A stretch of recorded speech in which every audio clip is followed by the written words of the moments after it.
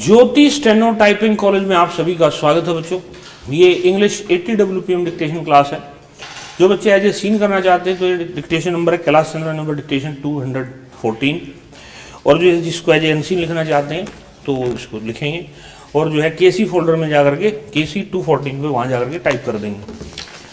और ये वेबसाइट है जिस पे आपको टाइप करना होता है। इसके अंदर सॉफ्टवेयर लगे हुए हैं।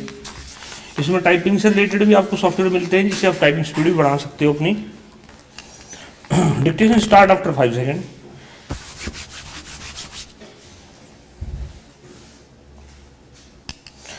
Mr. Deputy Chairman, sir, I must admit that I am not very happy regarding this particular bill. The Honorable Minister has told the House that whenever the President took the authority under Article 356 of the Constitution and whenever there was the President's proclamation, every time such a bill was brought forward before Parliament and Parliament approved that bill.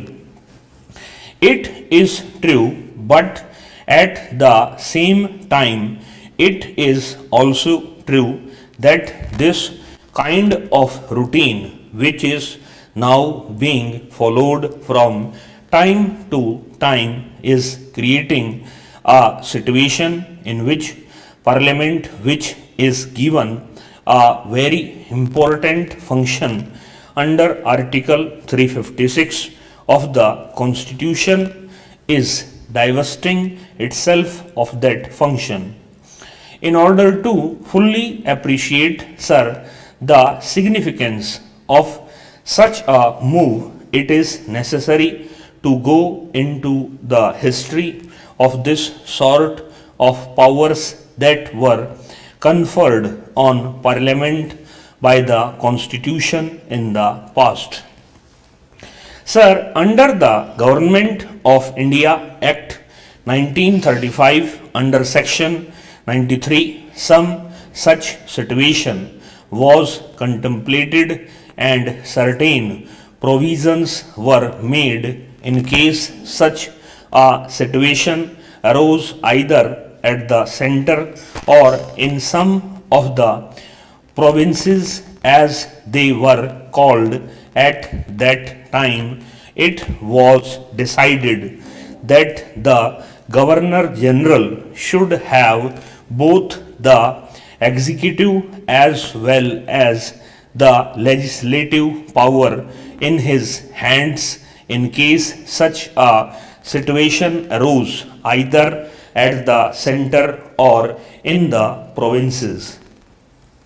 Now the framers of the Constitution have not accepted that particular formula when our Constitution have not accepted that particular formula when our Constitution was framed and have definitely made a distinction between the executive power and the legislative power, and they have stated that as far as executive power is concerned, the President can straightway take these powers into his hands through a proclamation out. As far as legislative powers are concerned, these powers vest in Parliament.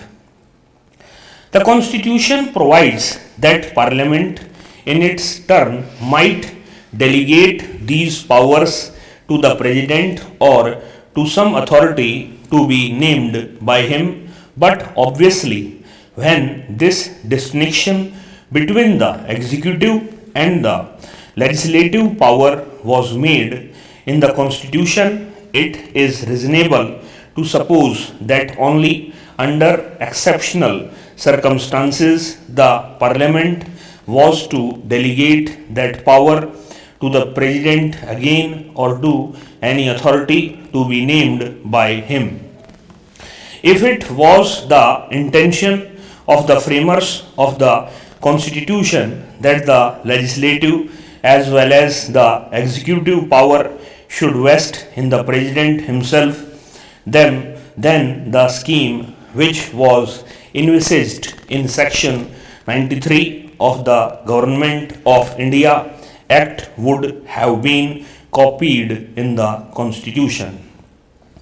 The very fact that it has not been done clearly shows that the framers of the Constitution, the very fact that it has not been done clearly shows that the framers of the Constitution expect Parliament to exercise the legislative power and only in exceptional circumstances should this power be delegated to the President or to any authority to be named by him.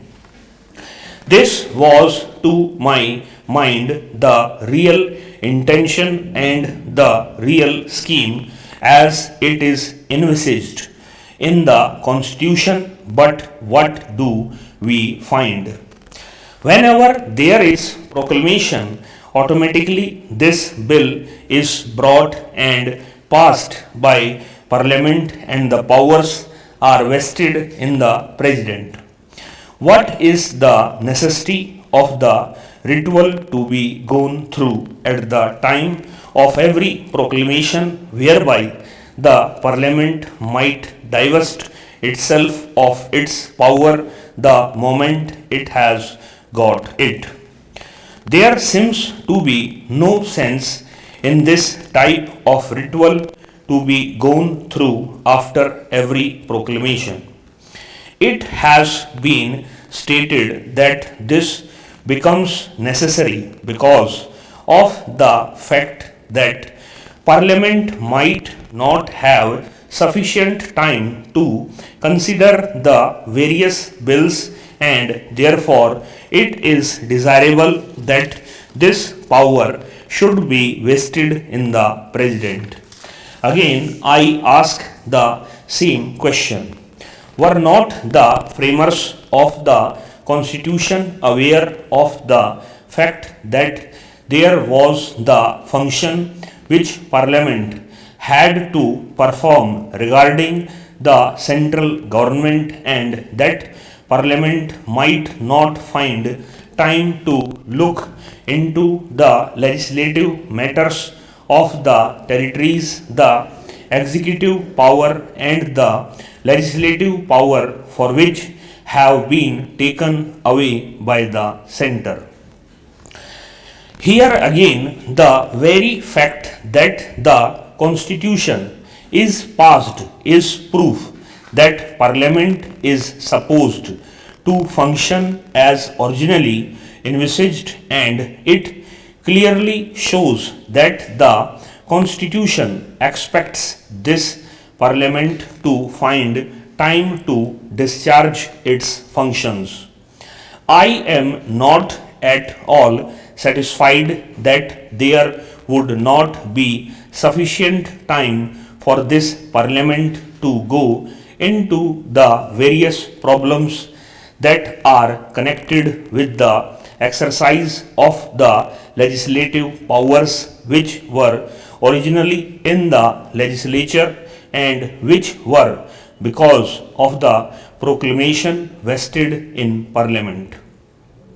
We have been told that there are certain bills which are to be gone through and that this House adjourned earlier and the two houses might not be in session simultaneously and therefore these difficulties might arise. May I ask the Honorable Minister, does not the same argument also apply to the legislative business as far as the centre is concerned?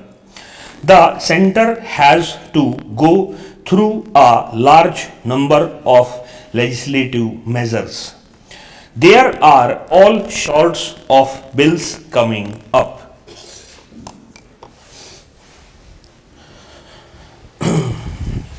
ये speed लगभग 84 या 85 की थी। Website पे उसको लगा दिया गया कैलाश चंद्रा डिक्टेशन नंबर 214 के नाम से, वहाँ जाकर इसको आप टाइप कर सकते हैं। इस क्लास में देखते हैं बच्चे, नमस्कार।